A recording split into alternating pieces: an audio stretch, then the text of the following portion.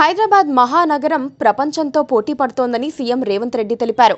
New York, Tokyo నగరాలతో సమానంగా హైదరాబాద్ను నడిపిస్తామని చెప్పారు. హైదరాబాద్లో రెండో అతిపెద్ద ఫ్లైఓవర్ను రేవంత్ రెడ్డి ప్రారంభించారు. మంగళవారం డిసెంబర్ 3 రోజున జూ పార్క్ నుంచి ఆరాంఘర్ వరకు నిర్మించిన 6 లేన్ల బై డైరెక్షనల్ ఫ్లైఓవర్ను సీఎం రేవంత్ రెడ్డి ప్రారంభించారు. ఈ ఫ్లైఓవర్ను 636 కోట్లతో 24 మీటర్ల వెడల్పు, 4.4 కిలోమీటర్ల వెడల్పుతో నిర్మించారు. ఈ క్రమంలో నిర్వహించిన సభలో సీఎం రేవంత్ కీలక వ్యాఖ్యలు చేశారు.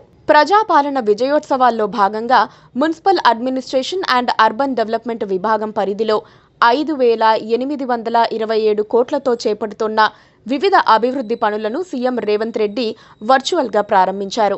జీహెచ్ఎంసీ పరిధిలో హెచ్సిఐటిఐ ఫేజ్ 1లో 3,446 కోట్ల అభివృద్ధి పనులకు శంకుస్థాపన చేశారు సీఎం రేవంత్ రెడ్డి. ఇప్పటికే ఈ పనులకు రేవంత్ రెడ్డి సర్కార్ పరిపాలనా అనుమతులు మంజూరయ్యాయి.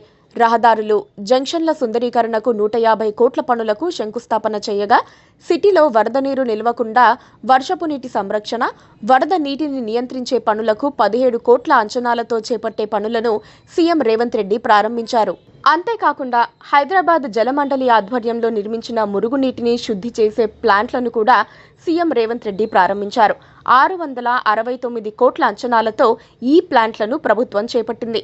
తాగునీటి సరఫరాకు ఔటర్ రింగ్ రోడ్డు చుట్టూ వివిధ ప్రాంతాల్లో 45 కోట్లతో చేపట్టిన 19 రిజర్వాయర్లను సీఎం రేవంత్ రెడ్డి ప్రారంభించారు.